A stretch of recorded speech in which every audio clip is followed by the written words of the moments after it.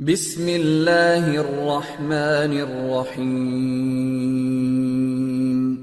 رب زدنی علما بسم اللہ الرحمن الرحیم شروع اللہ کا نام لے کر جو بڑا مہربان نہایت رحم والا ہے۔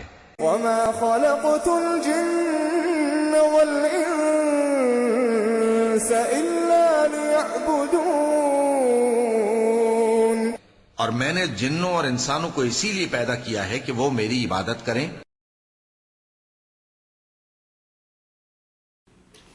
الحمدللہ وکفا وسلام علی عبادہ الذین اصطفیٰ، اما بعد۔ یہ بات چل رہی تھی باب ما جاء ان بعض هذه الامت یعبد الاوثان، یعنی اس امت میں بھی کچھ لوگ ایسے ہوں گے جو مسلمان ہونے کے باوجود بت پرستی میں مبتلا ہوں گے۔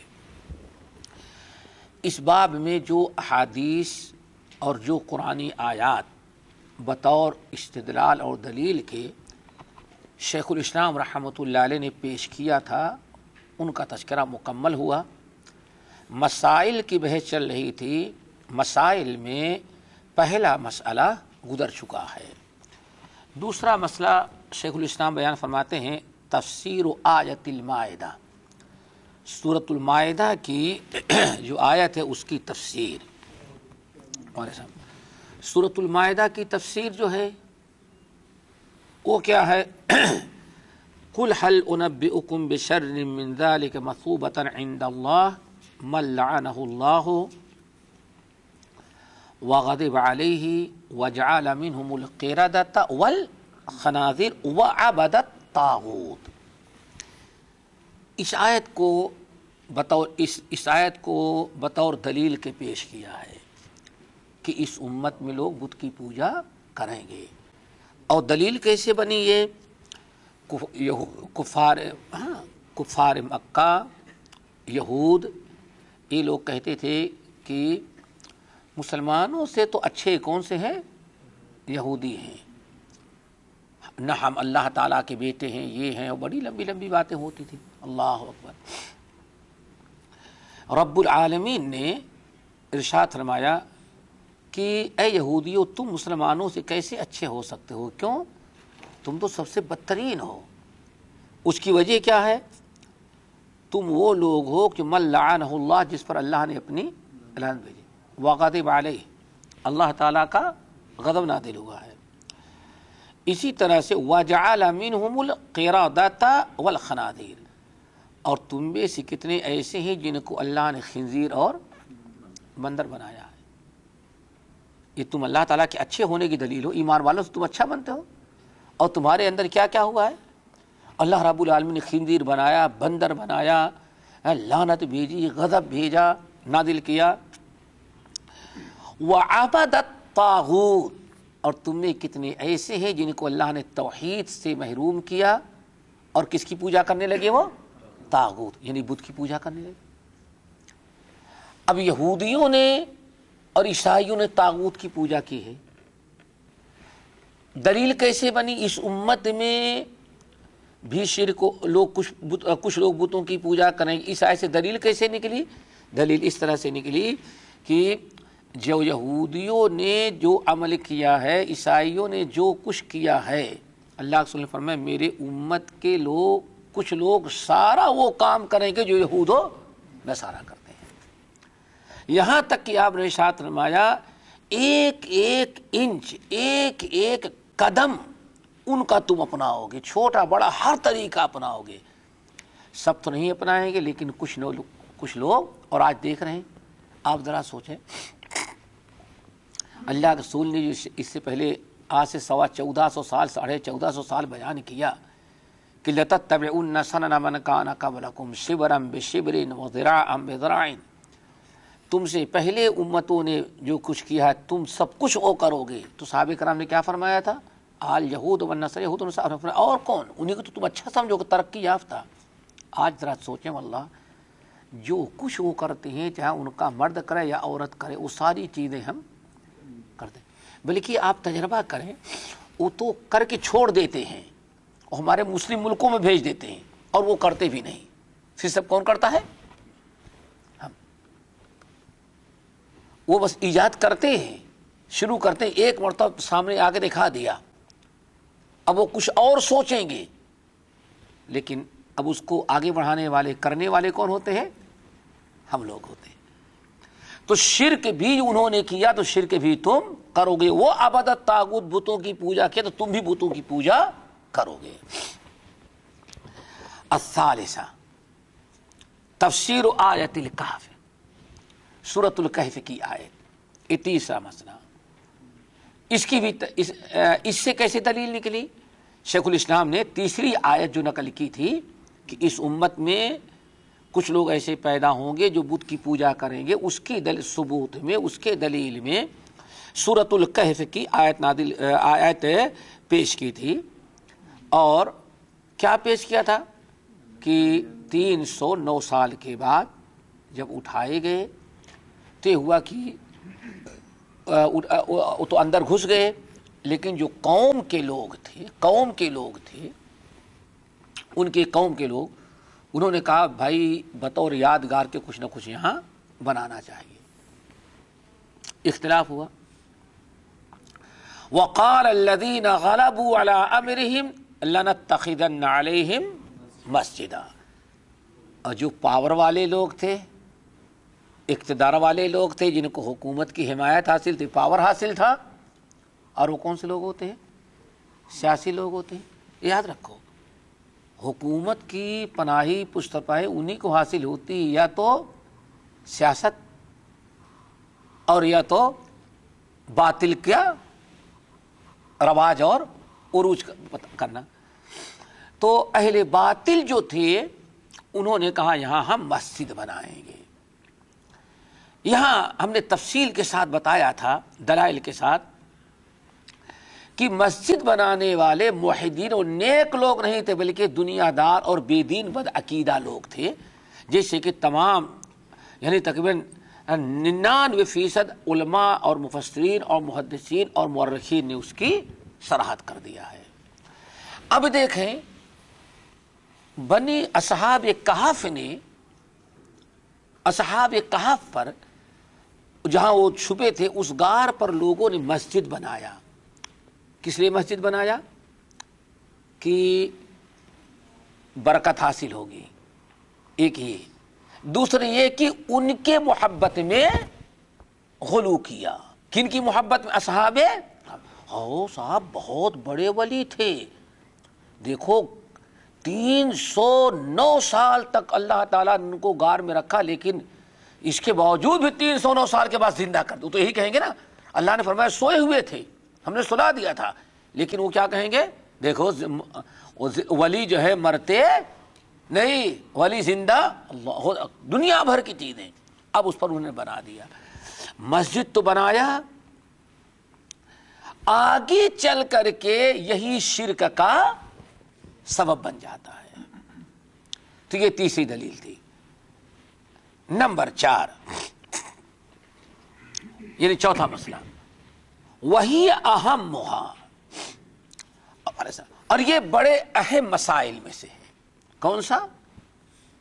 چوتھا مسئلہ جو ہے یہ اس باب کے اہم مسائل میں سے ہے. صرف مسائل نہیں بلکہ بڑا اہم مسئلہ ہے.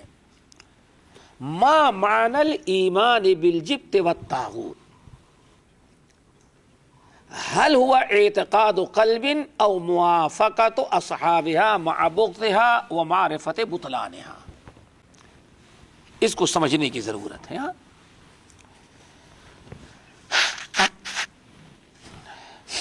اس کو سمجھنے کی ضرورت ہے.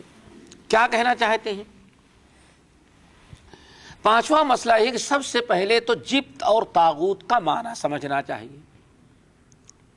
جبت اور طاغوت پیچھے گزر چکی ہے بات کہ جبت اور طاغوت سے مراد کیا ہے؟ شرکی احکام، بتوں کی پوجا، بت پرستی. اللہ کو چھوڑ کر کے جس کی لوگ پوجا کرنے لگے وہی کیا بن جاتا ہے؟ طاغوت ہے. طاغوت کا معنی. اب یہاں اصل میں جو بنی پہلی آیت گزری تھی آیت النساء بطور دلیل کی جو پیش کی تھی، وہ کیا تھا؟ الم تر الی الذین اوتوا نصیبا من الکتاب یؤمنون بالجبت والطاغوت وَيَقُولُونَ لِلَّذِينَ كَفَرُوا هَؤُلَاءِ أَهْدَىٰ مِنَ الَّذِينَ آمَنُوا سَبِيلًا۔ کیا اس کا خلاصہ ہے؟ آیت کیا ہے؟ آیت کا مطلب گزر چکا ہے، پھر اختصار کے ساتھ بتا دیں کہ مدینہ طیبہ میں جو یہودی آباد تھے، ان یہودیوں میں ایک بہت بڑا با اثر ان کا بادشاہ کے طور پر اور ان کا سردار اور مال والا بھی تھا، کعب بن اشرف۔ ایک بڑا شیطان تھا، صرف یہودی نہیں بلکہ یہودیوں کے بڑے شیطانوں میں سے تھا۔ یہ ایسا بدبخت تھا، نعوذ باللہ، اس نے حضرت عائشہ رضی اللہ تعالیٰ عنہ کی شان میں غزل بنا کر کے لوگوں کو سنانا شروع کر دیا تھا۔ سب سے پہلا انسان جس نے حضرت عائشہ کی شان میں گستاخی کیا یہی بدبخت ہے، کعب بن اشرف۔ اسی لیے اللہ رسول نے بہت تنگ آ کر کے کہا، کون ہے جو اس سے ہمیں نجات دے؟ ازواج مطہرات پر گالیاں۔ بہرحال دو صحابی گئے اس کو رات کو، طویل واقعہ ہے، پھر کسی موقع پر قتل کر کے ختم کر دیا جان سے۔ یہ مکہ جب گیا تھا تو مکے کے کفار اور مکے کے سردار اس یہودی بادشاہ ان کے عالم کے پاس پہنچے اور کہا کہ بھائی ہم لوگ تو امی ہیں، ہم لوگ تو جاہل ہیں، آپ لوگ تو تورات کے پڑھے لکھے عالم ہیں، آپ کو صحیح پتہ ہوگا کہ یہ مسلمان جو ہیں وہ کتنے صحیح عقیدے پر ہیں، کتنا صراط مستقیم پر ہیں، کتنے سچے ہیں، کتنے ہدایت پر، آپ ہی لوگوں کو پتہ ہوگا، ہم جاہلوں کو تو کوئی پتہ نہیں ہے۔ تو اس بدبخت یہودی نے کہا، ہؤلاء اہدیٰ من الذین آمنوا سبیلا، یہ بت پرست جو تمہارے مکے کے شرک کرنے والے ہیں، یہ ان کلمہ پڑھنے والے مسلمانوں سے زیادہ ہدایت پر ہیں۔ یعنی کیا بتایا کہ مسلمانوں سے تو ہزاروں گنا زیادہ صراط مستقیم کون ہے؟ بت پرست ہے۔ یہ سمجھو پہلے۔ اللہ رب العالمین نے قرآن پاک سورۃ النساء کی آیت نازل کی، اللہ تعالیٰ نے الم تر الی الذین اوتوا نصیبا من الکتاب، اے نبی آپ نے دیکھا نہیں اس شخص، اس بدبخت کے متعلق جس کو اللہ تعالیٰ نے کتاب کا علم دیا ہے، یعنی تورات کا۔ اللہ تعالیٰ کی کتاب کا علم رکھنے کے باوجود اس کی ذرا حماقت دیکھو، یؤمنون بالجبت والطاغوت، کس پر ایمان رکھتا ہے؟ جبت اور طاغوت پر۔ یہ کتنا بڑا بدبخت ہے، اس نے اپنے علم سے کچھ فائدہ اٹھایا ہی نہیں۔ آخر تورات میں بھی تو جبت کو شرک، بت پرستی کو شرک قرار دیا گیا ہے۔ موسیٰ علیہ السلام نے تو اسی کی مخالفت کیا تھا۔ آخر ذرا سوچو سورۃ اعراف کا وہ واقعہ کہ موسیٰ علیہ السلام جب بنی اسرائیل کو اللہ تعالیٰ نے دشمن کو ختم کر دیا اور بنی اسرائیل کو نجات دیا، جب پوری قوم کو لے کر کے آگے بڑھے، دریا سے پار کرنے کے بعد سب سے پہلا گاؤں جب آگے بڑھے، فَاتَوْا عَلَىٰ قَوْمٍ يَعْكُفُونَ عَلَىٰ أَصْنَامٍ لَهُمْ، تو موسیٰ علیہ السلام کے ساتھیوں نے دیکھا کہ ایک بت ہے اور سارے لوگ اس کو گھیر کر کے وہاں مجاور بیٹھے ہوئے ہیں۔ بڑا اچھا لگا جاہل مسلمانوں کو۔ یہی ہوتا ہے، اگر جاہل ہے، جہالت ہے، تو شرک و بدعات اور گمراہی میں تمیز نہیں کر پاتا۔ اسی لیے آج بھی آپ دیکھیں علماء سوء انہی لوگوں پر زیادہ کامیاب ہوتے ہیں جو جاہل ہوتے ہیں۔ بلکہ ایک بات اور بتائیں، آج تجربہ کر لو، علماء سوء اپنی عوام کو قصداً جاہل رکھنا چاہتے ہیں تاکہ عوام کو کے سامنے حق واضح نہ ہو سکے۔ آج تجربہ کر لو، کبھی ہم یہ کہتے ہیں، آج ذرا سوچیں زندگی گزر، کتنی عمر ہو گئی آپ کی؟ آپ ذرا سوچیں، آج تک قبر پرستوں میں سے کسی عالم کو توحید پر تقریر کرتے ہوئے سنا ہے؟ ہم نے تو نہیں سنا بھائی، آپ سے تو ہم بڑے ہیں بہت، نہیں سنا ہے، ہم نے نہیں سنا بریلوی کبھی توحید پر تقریر کرتے ہوئے سنا ہی نہیں. اور میں سمجھتا ہوں کوئی نہیں سنا ہوگا. توحید کے نام پر بھی ساری کرامتیں کن کی ہوگی؟ بزرگوں کی، قبر والوں کی. یہی سنا گیا ہے. آج تک اتباع سنت، سنی نام رکھا لیکن اتباع سنت پر آج تک لوگوں کو دعوت دیتے ہوئے نہیں سنا ہوگا. گرچہ میٹھی میٹھی سنتیں، پیارے پیارے بھائیوں، میٹھی میٹھی سنتیں، اس کو پڑھ بھی ڈالو تو ساری بدعتوں کا نام اس نے کیا دے رکھا ہے؟ سنت دے رکھا ہے. آپ تجربہ کریں. وہ اپنی عوام کو جاہل رکھنا چاہیے. اسی لیے علامہ اقبال جو ان کے حقیقت سے خوب واقف تھے، وہ بڑی پیاری بات کہا کرتے تھے، لیکن فارسی میں کہا، حیات حکمت قرآن گیری ببندہ صوفیو ملا اسیری. حیات حکمت قرآن گیری ببندہ صوفیو ملا اسیری. اے ہندی مسلمانوں، ہند سے مراد پورا اس وقت تقسیم کے پہلے کی بات ہے. اے ہندی مسلمانوں، تم نے قرآن کو چوما، مردوں کو پڑھ کر کے بخشا، سمجھ گئے، گانٹھ مار مار کر کے بیلنس رکھا، پیسہ لیتے رہو اور کہو جاؤ ہم نے اتنے ختم رکھے ہوئے جیسے آج سب کچھ ہو رہا ہے. اللہ اکبر. سب کچھ تو نے کیا لیکن قرآن پڑھ کر کے اپنی زندگی گزارنے کا طریقہ نہیں سیکھا. حیات حکمت قرآن گیری ببندہ صوفیو ملا اسیری. تم نے زندگی گزارنے کا طریقہ قرآن پاک اور نبی کی سنت سے سیکھا ہی نہیں. نتیجہ کیا نکلا؟ ببندہ صوفیو ملاری، صوفیوں اور پیروں کا غلام بن گیا. کیوں بن گیا؟ تو نے قرآن اور سنت سے اپنی اسلامی زندگی نہیں سیکھی. انہوں نے تجھے اپنا غلام بنا رکھا ہے. ایسا غلام بنایا کہ جب تک وہ چھری پر، جب تک وہ جانور ذبح نہیں کرے گا قربانی درست نہیں، جانور حلال نہیں. لیکن اب اتنے لوگوں کی قربانی نہیں کر سکتا تو پھر کیا اعلان کرتا ہے؟ قربانی سے ایک دن پہلے سارے لوگ اپنی اپنی چھریاں جمع کر جائیں حضرت کے ہاں. حضرت اس پر ہاتھ پھیر دیں گے. ہاتھ پھیر دیے تو بس کافی ہو گیا. اب ہاتھ پھیر دیا تو چاہے جو ذبح کرے قربانی. اللہ اکبر. حیات حکمت قرآن گیری ببندہ صوفیو ملا اسیری.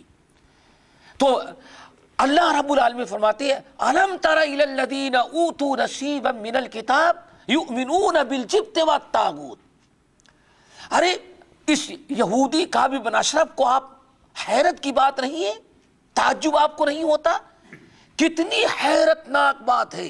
ہم نے تو اس کو کتاب کا علم دیا لیکن کتاب کا علم رکھنے کے باوجود بدبخت کیا کرتا ہے؟ ایمان کس پر رکھتا ہے؟ جبت اور طاغوت پر. موسیٰ علیہ السلام کے ساتھی بنی اسرائیل مصر میں رہ کر کے ساری زندگی جہالت میں گزری. سمجھ گئے نا؟ گلا تو گھونٹ دیا اہل کالج نے تیرا، کہاں سے آئے نہیں. یوں اولاد کے قتل، اکبر الہ آبادی، یوں اولاد کے قتل سے بدنام نہ ہوتا کاش کی فرعون کو کالج کی نہ سوجھی. سمجھ گئے نا؟ یعنی اکبر الہ آبادی کہتے ہیں ان انگریزوں سے مہا بیوقوف ہوتا. کون تھا؟ فرعون. 1,00,000 مسلمان بچوں کو بلا وجہ قتل کر ڈالا لیکن جس سے حکومت جانی تھی جا کر کے رہی. موسیٰ زندہ رہ گئے. انگریزوں نے کیا کیا؟ ہم فرعون جیسی پالیسی نہیں اختیار کریں گے. ہم ان کے نصاب تعلیم بدل دیں گے اور اپنے ٹیچروں کو بدل دیں گے. اسکول میں بچے آئیں گے وہاں سے ہم سب کو بے دین بنا کر کے نکال دیں. اللہ اکبر. اسی لیے گلا تو گھونٹ دیا اہل کالج نے تیرا، کہاں سے آئے صدائے لا الہ الا. آج اپنی آنکھوں سے ذرا دیکھو، اپنی آنکھوں سے دیکھو. تو موسیٰ علیہ السلام جیسے لے کے نکلے، جاہل قوم تھی، یعکفون علی اصنام لہم. دیکھا کہ ایک درگاہ ہے، یہ درگاہ ہی کہو اور کیا کہو، غلط ہے بھائی، درگاہ ہی سمجھو، مجاور بیٹھے ہوئے ہیں. تو جاہل مسلمان جو تھے موسیٰ سے کیا کہا؟ یا موسیٰ اجعل لنا الہا کما لہم آلیہ. یہ تو بڑے اچھے بابا ہیں لیکن یہ تو ہندوؤں کا ہے، کافروں کا. آپ ہمارے لیے ایک بنا دے جو آپ بنائے گا. اللہ اکبر. اجعل لنا الہا کما لہم آلیہ.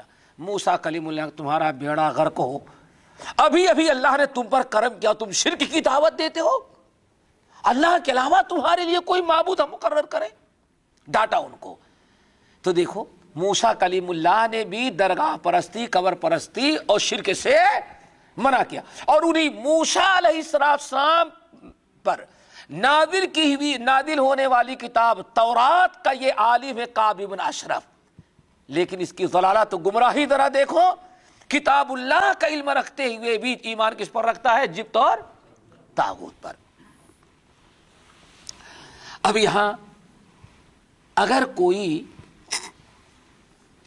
جبت اور طاغوت پر ایمان رکھے، جیسے یہ بڑا اہم مسئلہ ہے، بلکہ شیخ الاسلام نے کیا کہا، اس باب کے مسائل میں سب سے اہم مسئلہ ہے، ذرا غور سے کریں۔ اب سمجھے، اتنا سمجھ گئے نا؟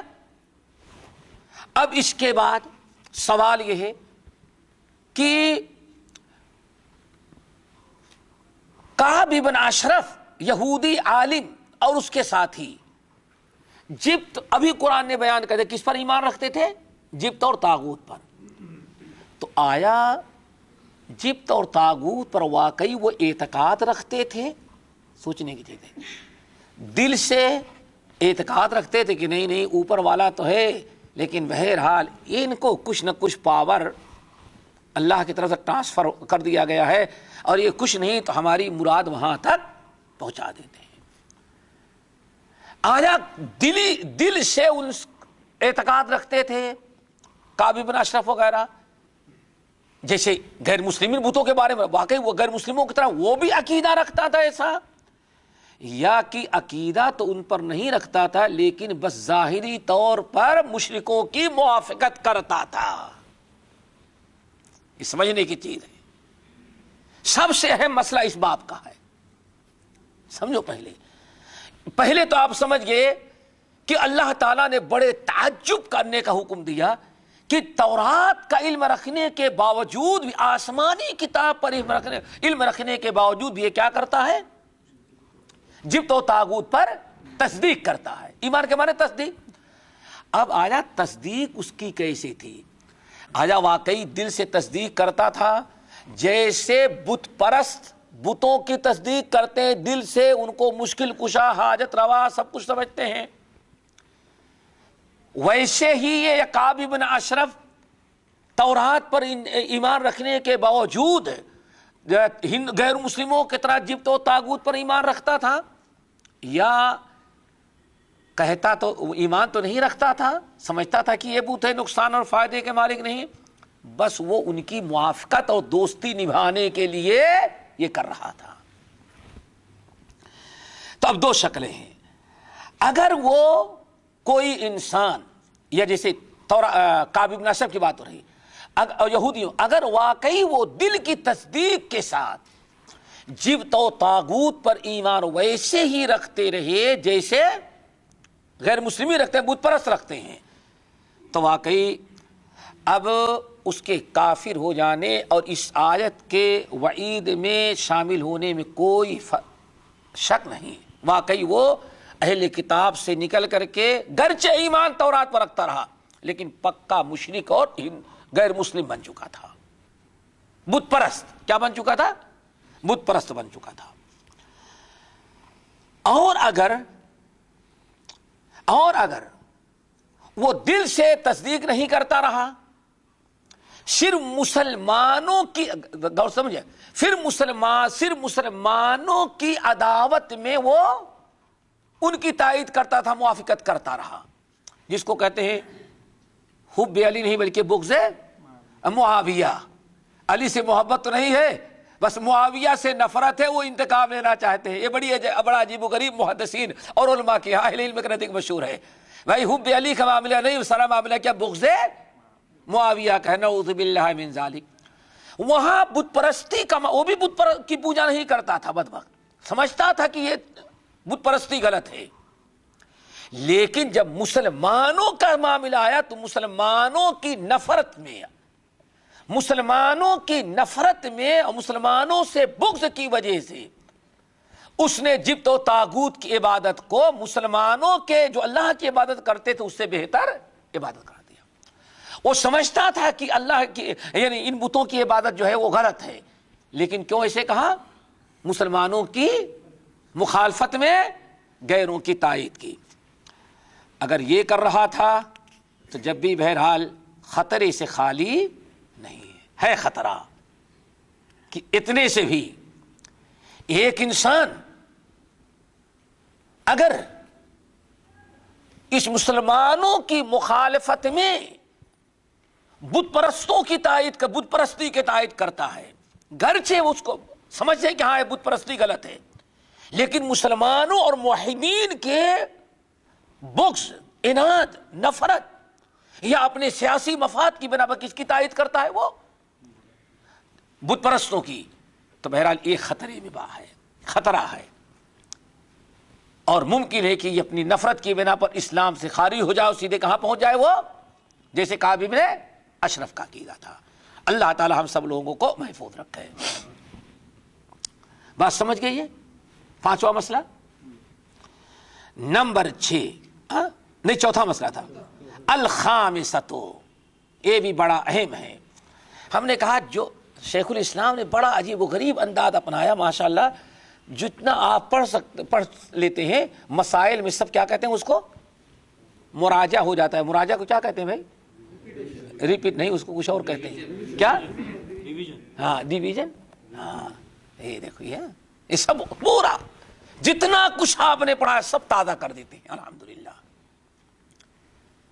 اور یہ مسائل کا حل ہی پوری کتاب التوحید میں سب سے مشکل بحث جو ہے کیا ہے؟ مسائل کا حل۔ متن مسائل کے پہلے بہت لوگ پڑھا لیتے ہیں، مسائل میں آنے کے بعد بہت مشکل ہو جاتی ہے۔ اللہ اکبر۔ پانچواں مسئلہ کیا ہے؟ قولہ ان الکفار الذین یعرفون کفرہم اہدی سبیلا من المؤمنین۔ اللہ اکبر۔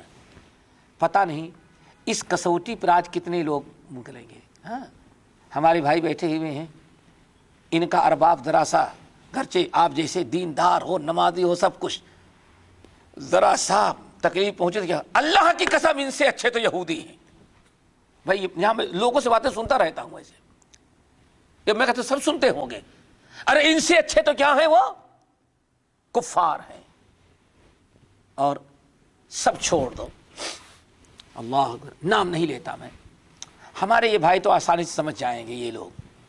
آپ ذرا بتائیں، کیا ہمارے اور آپ کے ہاں ایک نیم سیاسی، کیا فل سیاسی جماعت، بڑی تحریک، حکومت الہیہ کے علمبردار اپنے آپ کو سمجھتے ہیں؟ برا نہ لگے کسی کو، جا کے عقیدہ دیکھو، نظریات دارا دیکھو۔ ہاں، کیا آج یہ پوری دنیا میں جتنے مسلمان اہل سنت والجماعت سے تعلق رکھنے والے لوگ ہیں، ان سے زیادہ پڑوسی ملک جو ابو بکر و عمر کو گالیاں دینے والے ہیں، کیا ان کی حکومت کو ان کی حکومتوں سے اچھی نہیں کہتے؟ کھلے لفظوں میں۔ میں سمجھتا ہوں شاید سمجھ گئے ہوں گے، تجربہ کرو۔ اللہ اکبر، حیرت ہوتی ہے۔ بلکہ خانے کعبہ میں اللہ نے ان کو پہنچایا، پلٹ کر کے اپنے وطن آئے ہیں تو اس پر فخر نہیں کیا، اور پڑوسی ملک میں گئے ہیں اور تہران میں مغرب کی نماز اور جمعے کی نماز ان کے پیچھے پڑے، فخریہ کہ اللہ تعالیٰ کا کرم اور ہمارے اوپر احسان ہے کہ ہمیں ایسے صدر کے پیچھے نماز جمعہ اور مغرب پڑھنے کی توفیق نصیب فرما دی۔ میرے بھائیو، یہ سب اسی وقت ہوتا ہے جب عقیدے میں خلل ہو، توحید میں خلل ہو۔ آج تک اس بات پر قائم ہے کہ دنیا میں ایک ہی اسلامی حکومت ہے، باقی سب طاغوت ہیں، نعوذ باللہ من ذالک۔ میرے بھائیوں، شرک کرنے والا کتنا بھی واحد مسلمان عقیدے کا درست ہے، یہ شراب بھی پیتا ہوگا تو شرک کرنے والے نمازی سے کیا ہوتا ہے؟ یہ بہتر ہوتا ہے، نہیں بہتر ہوتا؟ ورنہ تو دنیا کے سب سے اچھے ہندوستان کے ہندو مل جائیں گے، کیوں؟ وہ بیچارے نہ کسی کو گالی دیتے ہیں، نہ لوگوں کو کھاتے ہیں، وہ بیچارے جنگل میں پڑے رہتے ہیں، سردی میں مرتے رہتے ہیں۔ ذرا دیکھا کیا خیال ہے آپ کا بھائی؟ بس پڑا ہوا ہے، لیکن وہ کتنی بھی عبادت کر ڈالے، سمجھتے ہیں بڑا سربراہ تھا، مہاتما مہاتما مہاتما، کرتے کرتے جہنم میں چلا گیا، کوئی نیکی کام نہیں آئی۔ شرک کرنے والا کبھی کلمہ گو سے بہتر نہیں ہو سکتا۔ اب ذرا سنیں، یہ مسئلہ بڑا نازک ہے۔ نمبر 5 قولہم، کن کا قول؟ نہیں، یہ وہ شیطان جو ہے کعب بن اشرف اور اس کے سارا معاملہ اہل کتاب کا بھی ہے، جو کہتے تھے لا الہ الا اللہ موسیٰ رسول اللہ کلیم اللہ، ان کی بات چلے وقولہم، ان اہل کتاب اور نام نہاد یہودیوں کا قول، ان الکفار الذین یعرفون کفرہم، اہل کتاب کا یہ عالم اور اس کے یہ علماء کعب بن اشرف اور اس کے ساتھی، ان کو 100% علم تھا کہ یہ مکے والے کافر ہیں۔ آئی بات سمجھ میں؟ کیا ہیں وہ؟ خوب اچھی طرح سے ان کو علم کیا تھا کہ مکے والے کافر ہیں، مکے والے بت پرست ہیں، کل یا ایھا الکافرون ہے۔ اور اس کے برخلاف ان کو معلوم تھا کہ ہاں مسلمان صحیح ہیں، صحیح ہیں، اچھی طرح سے سمجھو، مسلمان محمد صلی اللہ علیہ وسلم کے جو ساتھی ہیں شرک نہیں کر رہے ہیں، یہ کفر نہیں کر رہے ہیں۔ اختلاف کیا ہے؟ یہودی یہ کہتے تھے کہ محمد صلی اللہ علیہ وسلم رسول تو ہیں، لیکن ہم یہودیوں کے لیے، بنی اسرائیل کے لیے، نہیں صرف کس کے لیے، مکے کے امیوں اور ان پڑھوں کے نبی ہیں۔ اختلاف کس میں تھا؟ نبی صلی اللہ علیہ وسلم کو بھی سچا ہی نبی کہتے تھے، لیکن کہتے ہیں سچے تھے، لیکن وہ نبی نہیں ہے جن کی پیشین گوئی موسیٰ اور عیسیٰ نے اپنی کتابوں میں کی تھی۔ وہ نبی آخری آئے گا تو ہماری اپنی قوم میں آئے گا، اور یہ بنی اسماعیل میں پیدا ہو گئے ہیں، رسول سچے ہیں، بلکہ قرآن پاک میں کہ یعرفونہ کما یعرفون ابناءہم، جیسے اپنے بیٹے اور اپنی اولاد کے بارے میں یہودیوں کو یقین ہے کہ وہی آخری نبی ہیں، یہ سچے نبی ہیں، جیسے اپنی اولاد کے بارے میں یقین ہے کہ میری ہی اولاد ہے، کسی غیر کی نہیں ہے۔ اللہ نے فرمایا اس سے بھی زیادہ ان کو یقین آ گیا ہے کہ محمد صلی اللہ علیہ وسلم سچے نبی ہیں، لیکن ایمان نہیں لاتے رہے۔ کیوں؟ تعصب کی بنا پر، حسد کی بنا پر۔ لیکن ان کو یقین تھا کہ مسلمان جو کر رہے ہیں وہ بالکل درست کر رہے ہیں۔ صرف ان کو اعتراض کیا تھا کہ ہمارے لیے اس نبی پر ایمان لانا ضروری نہیں۔ کیوں؟ یہ نبی امیوں ان پڑھوں عربوں کے لیے ہے، ہم لوگوں کے لیے نبی نہیں۔ اور اللہ کیا دعوت، نبی کیا دعوت دے رہے تھے؟ یا ایھا الناس انی رسول اللہ الیکم جمیعا۔ یہ دو چیزیں رکھو، ایک طرف کعب بن اشرف اور اس کے ساتھی جو یہودی تھے 100% وہ سمجھ رہے تھے کہ ہاں یہ کافر ہو چکے ہیں، بت پرست جو ہیں مکے کے قریش، یہ کیا ہیں؟ بالکل کافر ہیں اور مشرک ہیں، ان کا کوئی تعلق اسلام سے نہیں ہے، کافر ہیں۔ ان کے کافر ہونے کا یقین تھا، اور نبی علیہ السلام اور صحابہ کے بارے میں ان یہودیوں کو کیا یقین تھا کہ یہ مشرک اور کافر نہیں ہے۔ آئی بات سمجھ میں؟ دونوں چیزیں واضح تھی، لیکن غور سے سنو، لیکن اس کے باوجود یہی سمجھنا ہے، یہ سب کو یعرفون کفرہم، مکے والوں کے کفر پر یقین تھا یہودیوں کو، کعب بن اشرف اس کے ساتھیوں کو اچھی طرح سے 100% علم تھا کہ یہ لوگ بت پرست ہیں، یہ بت پرست جو ہے اور مشرک کافر کبھی ہدایت پر نہیں رہتا، اور یہ مسلمان جو ہیں آخری نبی سچے ہیں، ان پر ایمان لائے ہیں، ہمارے لیے ایمان لانا ضروری نہیں ہے۔ لیکن اس کے باوجود کعب بن اشرف اور اس کے یہودی ساتھیوں نے کیا کہا؟ ہؤلاء اہدی من الذین آمنوا سبیلا، یہ کفار جو ہے بت پرست ان مومنوں سے زیادہ اچھے ہیں۔ آ گئی بات؟ نہیں سمجھ میں آیا میرے خیال سے؟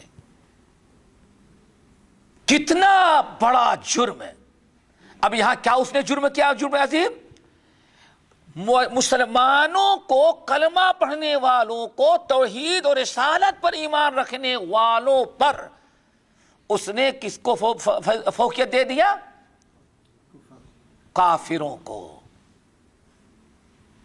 حالانکہ ایک موحد پر دنیا کے سارے کافر بھی ہو تو کتنا بھی اچھا بن جائے اس کو فوقیت اور فضیلت دینا جائز نہیں۔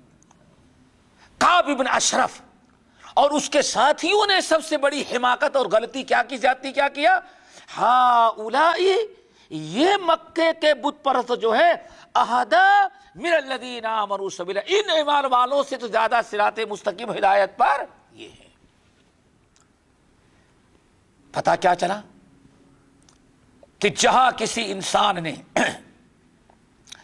اسلام پر غیر اسلام کو ترجیح دیا، مسلمانوں پر کسی غیر مسلم کو ترجیح دیا، اگر دل اور یقین کے ساتھ کہا تو اسلام سے وہ خارج۔ کیوں؟ اس کا مطلب یہ ہے کہ اس نے کفر سے زیادہ محبت کس سے کیا؟ تو ایمان سے، توحید سے، اسلام سے زیادہ محبت کس سے کیا؟ کفر سے، اور یہ صریح کفر ہوتا ہے۔ آج پتہ نہیں کتنی لوگ اس کسوٹی پر کسا جائے تو اسلام کے باہر نظر آئیں گے، ایک دو نہیں، بڑے بڑے لوگ۔ اور تجربہ کرنا ہو تو جس کو کہتے ہیں سیکولر، سیکولر کا کیا ترجمہ ہوتا ہے؟ روشن خیال۔ ہاں، ان سے ذرا پوچھو، کبھی توحید پر کہو تو ان سمجھتے ہوئے دیکھو فتنے کی بات کر دیا نا، ارے چھوڑو، ضرورت اس بات کی نہیں ہے، ارے کم سے کم کچھ بھی ہو، اللہ کا نام تو لے رہا ہے، چلو کم سے کم چلو، نام تو اس نے اپنا عبد الرحمن رکھا ہوا، اللہ اکبر۔ پھر تجربہ ہوتا ہے کہ آخر اس کو کیوں تکلیف ہوئی توحید سے، توحید سے کیوں تکلیف ہوئی، نبی کی سنت کی دعوت دی جائے کیوں اس کو اس وقت گرا گزر رہا ہے۔ پھر ایسا کہا جائے تو شدت پسند اور وہ روشن خیال۔ اور ماشاءاللہ دنیا ویسے ہی مسلمان کو چاہیے تھی۔ ہندوستان کے ایک وزیر اعظم گزرا ہوا ہے، کیا گزرا ہوا ہے؟ وزیر اعظم، جس کی کھوپڑی کتے کھا گئے تھے، کھوپڑی ہی کتے کھا گئے، جلایا بھی گیا، لے گئے، اللہ اکبر۔ اس نے جب آخری مرتبہ الیکشن میں کھڑا ہوا تو کھڑے ہونے کے بعد سب سے پہلے اجمیر رائے بریلی گیا،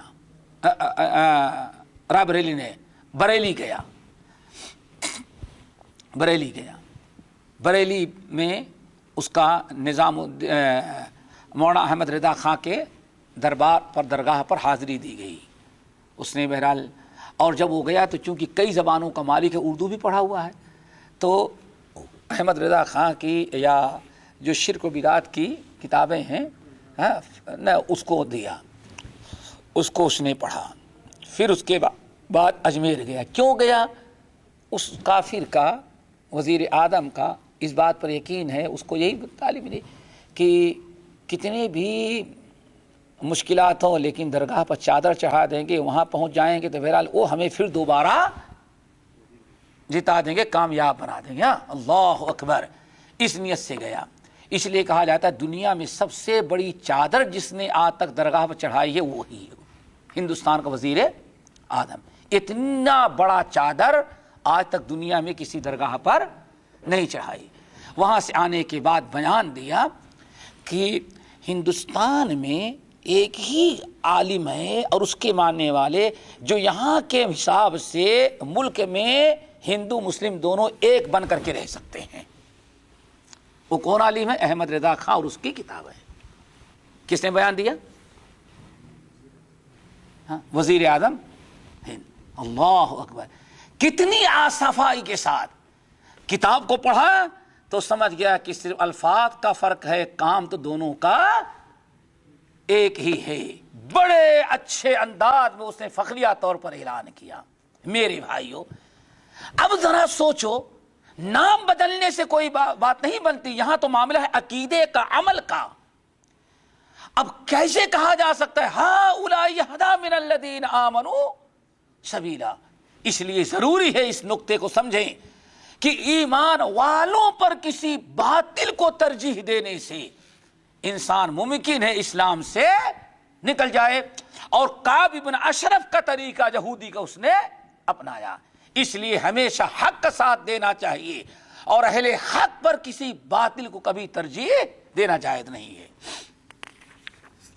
السادسہ، مسئلہ نمبر 6، وہی المقصودۃ بالترجمہ، مقصود بالترجمہ۔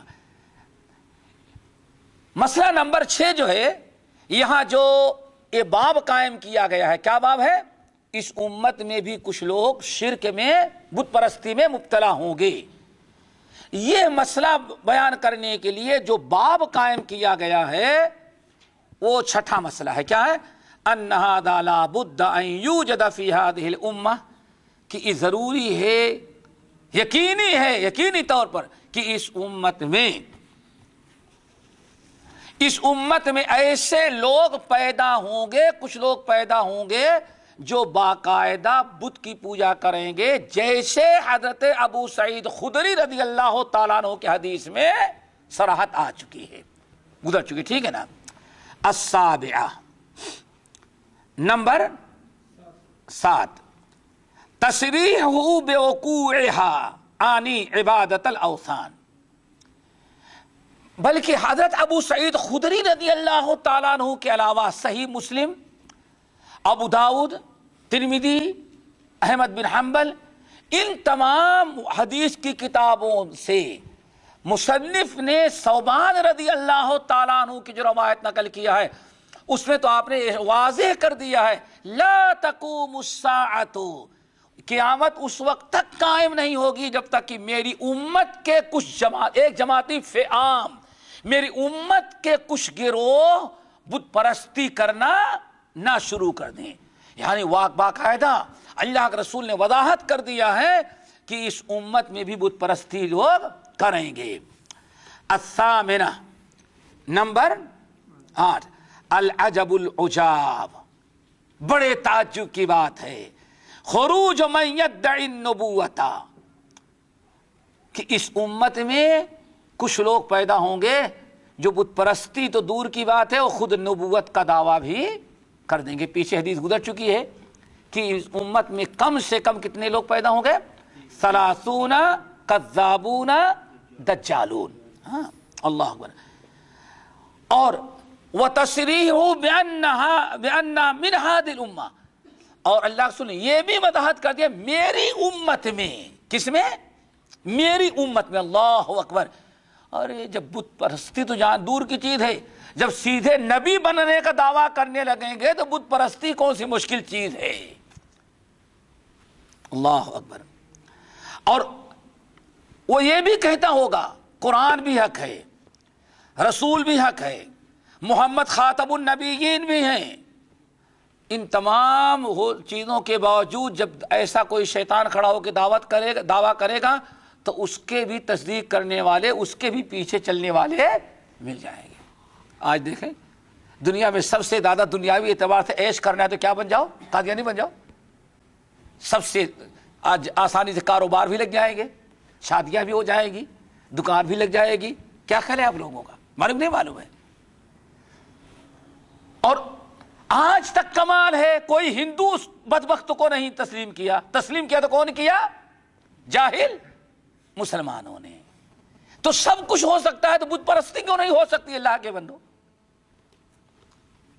بت پرستی نہیں ہو سکتی۔ کون کہتا ہے؟ جو خود بت اور طاغوت بنا ہو اور لوگوں کو اپنی عبادت و سجدہ کروائے، وہی انکار کر سکتا ہے بس۔ اللہ اکبر۔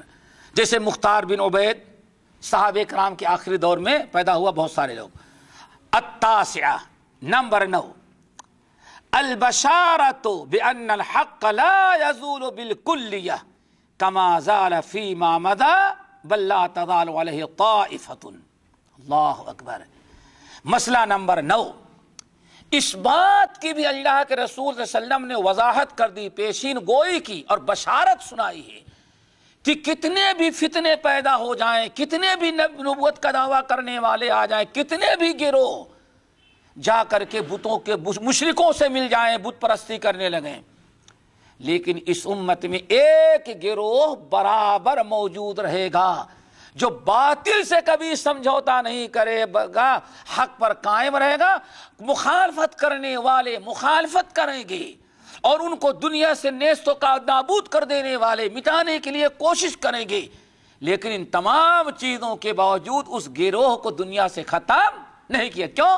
طائفہ منصورہ ہے، اللہ تعالیٰ اس کی مدد کرے گا، اور الحمدللہ آج بھی ہے اور قیامت تک یہ گروہ موجود رہے گا ہمیشہ۔ اللہ تعالیٰ ہم تمام ساتھیوں اسی گروہ میں سے شامل بنا دے۔ تو یہ اس امت کی خصوصیت ہے۔ اس سے پہلی جتنی امتیں تھیں گمراہ ہوئی تو سب گمراہ ہو گئے، اس امت میں بھی گمراہیاں ہوگی لیکن پوری امت نہیں، بلکہ حق کا اعلان کرنے والے، حق کی دعوت دینے والے، حق کے لیے لڑنے والے ایک گروہ اور ایک جماعت ہمیشہ دنیا کے مختلف علاقوں میں لوگ موجود ہوں گے۔ بلکہ اللہ کے رسول صلی اللہ علیہ وسلم نے اسے تو ارشاد فرمایا، اللہ اکبر، یہ ہوئیں گے ایسے لوگ آخر میں، لیکن ایسے فتنے کے دور میں کلمہ حق کو بلند کریں گے، حق کی دعوت دیں گے، ان کے لیے بڑی مشکلات ہوں گی، اسی لیے اللہ تعالیٰ ان کو اجر بھی دے گا تو السابقون الاولون کے برابر دے گا، کوئی معمولی چیز نہیں ہے۔ طوبیٰ للغرباء، طوبیٰ للغرباء، طوبیٰ للغرباء، مبارک ہو غربا کو، مبارک ہو غربا کو، مبارک ہو غربا کو۔ صحابہ کرام نے کہا یار من الغربا، ارے غربا کون ہے؟ بڑے خوش نصیب ہیں، آپ اپنی زبان مبارک سے 3 مرتبہ دعائیں دے رہے ہیں، اور جس کو آپ 1 مرتبہ دعا دے دیں اس کی دنیا آخرت دونوں بن گئی، آپ 3 مرتبہ کس کے حق میں دعا دے رہے ہیں؟ آپ نے کیا فرمایا؟ میری امت کے وہ لوگ ہوں گے الذین یصلحون ما افسد الناس من سنتی، توحید میں شرک داخل کر چکے ہوں گے، عقیدے میں کفر داخل کر چکے ہوں گے، اور سنت میں بدعت کو ملا دیے ہوں گے۔ ایسے موقع پر میری امت کے وہ گروہ اور وہ لوگ افراد جو شرک، لوگوں کی بگاڑی ہوئی چیز کی اصلاح کرتے ہوں گے، ان کے لیے میں کہتا ہوں 3 مرتبہ اللہ تعالیٰ ان کو توبہ ہو، ان کے لیے توبہ ہو، ان کے لیے توبہ ہو۔ معمولی فضیلت، بہت بڑی فضیلت ہے۔ العاشرہ، العاشرہ نمبر 10، الآیۃ العظمی انہم مع قلتہم لا یضرہم من خذلہم ولا من خالفہم۔ اللہ اکبر، نبی علیہ السلام کی سچے نبی ہونے کی ایک آیت عظمی، آیت عظمی یعنی بہت بڑی علامت، بہت بڑی نشانی، بہت بڑا معجزہ۔ آپ کو اللہ تعالیٰ نے بے شمار معجزات جو دیے ہیں، ان میں ایک بہت بڑا معجزہ یہ ہے کہ آپ نے جو پیشین گوئی کر دی آدمی اپنی آنکھوں سے ویسے ہی دیکھ لے۔ آپ نے پیشین گوئی کیا کہ میری امت میں کتنے بھی فتنے آئیں، کتنی بھی گمراہیاں پھیل جائیں، یہاں تک کہ نبی بھی پیدا ہونے لگیں گے جھوٹے، لیکن ایک گروہ قائم ہوگا، اللہ اس کی مدد کریں گے۔ دنیا کے سارے لوگ مل کر کے اس کو مٹانا چاہیں گے لیکن مٹا نہیں سکیں گے، ساری دنیا کے لوگ مل کر کے ان کی زبان بند کرنا چاہیں گے لیکن ان کی زبان بند نہیں کر سکتی۔ اللہ کے نبی علیہ السلام نے جو پیشین گوئی کی تھی، آج اللہ رب العالمین نے کتنے بھی فتنے فساد ہو جائیں، دیکھتے ہیں ہر جگہ حق کو بلند کرنے والے ایک گروہ کو اللہ تعالیٰ آج بھی باقی ہے اور آئندہ بھی باقی رہے گا۔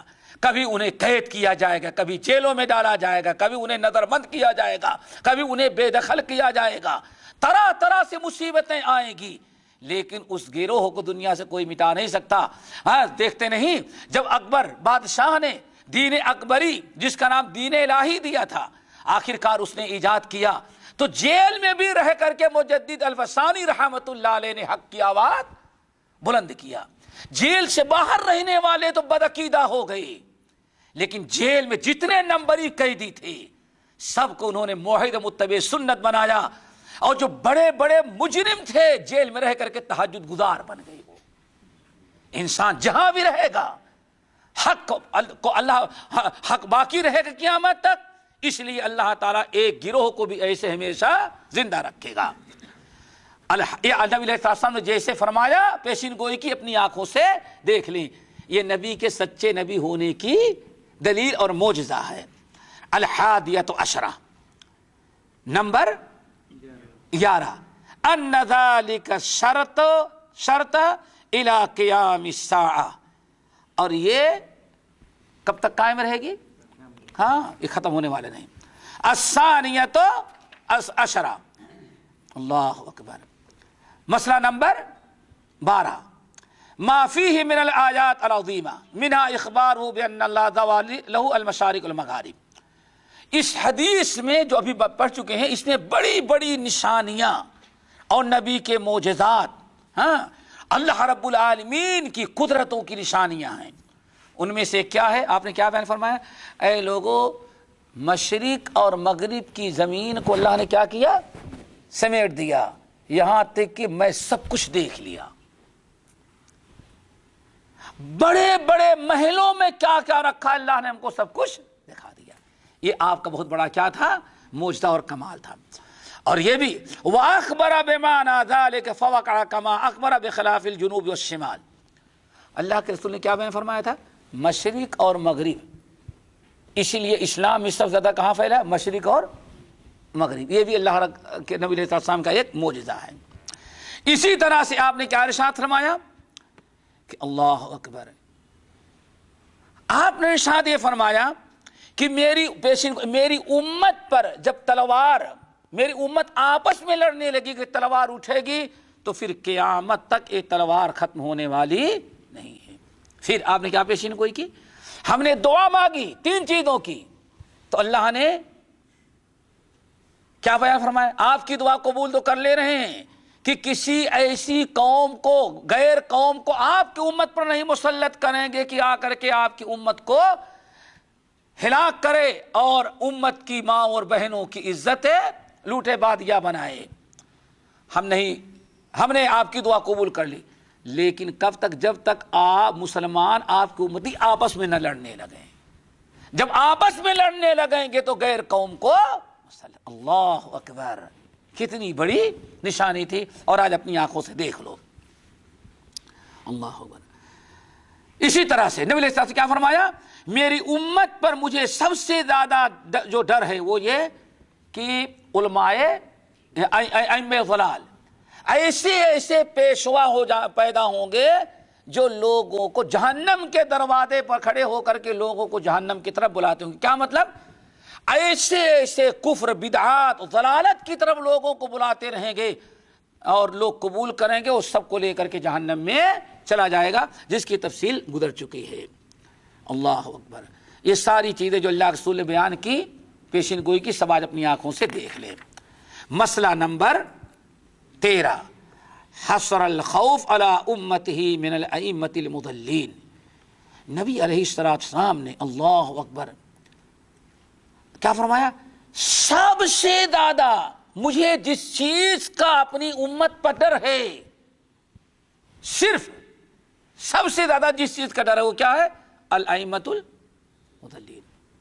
بھٹکے ہوئے پیشوا، چاہے حاکم کی شکل میں ہو، پیر و فقیر کی شکل میں ہو، یا علماء سو کی شکل میں. 3 بتا چکا ہوں میں اس کے پہلے. اللہ اکبر. یہی اللہ رسول نے فرمایا ساری چیزوں سے تو نقصان کم ہوگا، لیکن ائمہ مضلین جو میری امت پر مسلط ہو جائیں گے تو سب سے زیادہ میری امت کو صرف یہی لوگوں سے نقصان ہوگا. الرابعۃ عشرہ. اللہ اکبر. الرابعۃ عشرہ، 14 نمبر کا مسئلہ یہ ہے التنبیہ علی معنی عبادت الاوثان. عبادت الاوثان، بت پرستی کا معنی کیا چیز ہے؟ بت پرستی کا، ہم لوگ عام طور پر بت پرستی کا مطلب کیا سمجھتے ہیں؟ کسی کے لیے رکوع کرنا، کسی کے لیے، کسی غیر اللہ کے لیے، مورتی کے لیے، کسی مورتی کے لیے، کسی شجر حجر کے لیے رکوع کرنا، سجدہ کرنا، طواف کرنا. حالانکہ پیچھے گزر چکی ہے بات. یہ ائمۃ المضلین جو ہوں گے، یہ جو گمراہی کی طرف بلائیں گے، تو جو لوگ ان کی گمراہی کو، کتاب و سنت کو چھوڑ کر کے ان کی گمراہی کو قبول کریں گے، اتخذوا احبارهم ورهبانهم اربابا من دون اللہ کے تحت یہ بھی کیا ہے؟ غیر اللہ کی عبادت ہوگی، اور یہ بھی کیا ہے؟ ایک قسم کا شرک ہے. چنانچہ آپ ذرا دیکھیں، قل یا اہل الکتاب تعالوا الی کلمۃ سواء بیننا وبینکم اللہ نعبد الا اللہ ولا نشرک بہ شیئا. اے نبی، آپ یہود ان اہل کتاب سے کہ آؤ ایک ایسے بات پر ہم سب اتفاق کر لیں جو تمہارے نزدیک بھی مسلم ہے اور ہمارے نزدیک وہ کیا ہے؟ اللہ نعبد الا اللہ، اللہ کے علاوہ کسی اور کی عبادت نہ کریں۔ نمبر 2 ولا نشرک بہ، اللہ تعالیٰ کے ساتھ کسی کو شرک نہ، کیوں؟ تمہاری تورات تمہاری بھی شریعت میں شرک ہمارے یہاں حرام ہے، ہمارے یہاں بھی ایک اللہ کی عبادت تمہارے یہاں بھی ہمارے یہاں بھی۔ ولا يتخذ بعضنا بعضا اربابا من دون اللہ، اور اس بات پر کہ ہم میں اور آپ میں سے کوئی کسی انسان کو اپنا رب، ایک ہی رب ہے رب العالمین، اللہ کے علاوہ کسی کو رب نہ بنایا جائے۔ دیکھیں یہاں یہود و نصارہ جو شرک کرتے تھے وہ تو بتوں کی پوجا نہیں کرتے، ان کا شرک کیا تھا؟ اپنے علماء اور اپنے گمراہ مولویوں کے پیچھے چلتے تھے، اور اس کا ثبوت کیا ہے؟ اتخذوا، سورہ توبہ کی آیت، اتخذوا احبارہم ورہبانہم اربابا من دون اللہ، ان یہود و نصارہ نے اپنے احبار، اپنے علماء اور اپنے پیروں فقیروں اور بزرگوں کو انہوں نے اللہ کے علاوہ اپنا رب بنا رکھا ہے۔ جب نبی علیہ السلام حضرت عدی بن حاتم الطائی رضی اللہ تعالیٰ عنہ نبی علیہ السلام کے پاس آئے تو اس وقت نبی علیہ السلام سورہ توبہ کی آیت تلاوت کر رہے تھے، اچھل گئے، اللہ رسول نہیں، یہ تو بات واقعے کے خلاف ہے۔ کیا ہوا؟ نہیں، آپ کہہ رہے ہیں قرآن پاک نے کہا کہ کہہ رہا ہے کہ یہود و نصارہ جو ہیں اپنے علماء اور اپنے صالحین بزرگوں کو اپنا رب بنا رکھے تھے اللہ کے علاوہ، یہ غلط ہے۔ ہم لوگوں نے صرف ایک اللہ کے علاوہ کسی کو رب نہیں بنایا۔ تو آپ نے کیا ارشاد فرمایا؟ قرآن بالکل سچا ہے، تم نے اللہ کے علاوہ اپنا رب تو کسی کو نہیں بنایا، لیکن بتاؤ تمہارے علماء اور تمہارے پیر جس چیز کو حلال کر دیں اسی کو حلال سمجھتے تھے کہ قرآن تورات اور انجیل میں دیکھتے تھے، اور جس کو حرام کر دیں اسی کو حرام سمجھتے تھے کہ شریعت نہیں؟ اللہ رسول یہ تو ہم کچھ لوگ نہیں دیکھتے، ہم نے دین کی ساری ذمہ داری کس کو دے رکھی تھی؟ تورات انجیل میں کچھ لکھا ہو، موسیٰ اور عیسیٰ کی سنت کچھ بھی ہو، لیکن ہم دیکھتے ہیں ہمارے بڑے نے کیا کہا۔ اللہ رسول یہی ہے رب بنانا۔ تو پتہ چل گیا یہ بات اللہ لا الہ الا اللہ اس وقت تک مکمل نہیں ہوگا جب تک کہ حلال و حرام کا مالک بھی صرف اللہ وحدہ لا شریک کو نہ سمجھا جائے۔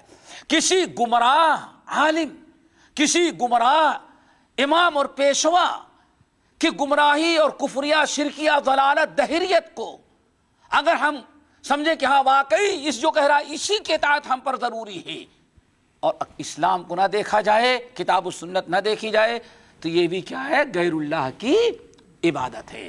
اللہ تعالی ہم سب کو عمل کی توفیق نصیب فرمائے۔ اقول قولی ھذا واستغفر اللہ من کل ذنب واتوب الیہ۔ اب اگلا باب انشاءاللہ باب ما جاء فی السحر، جادو کا بیان ہوگا انشاءاللہ اگلے سال۔ چلو، سبحانک اللہم وبحمدک، اشہد ان لا الہ الا انت، استغفرک واتوب الیک۔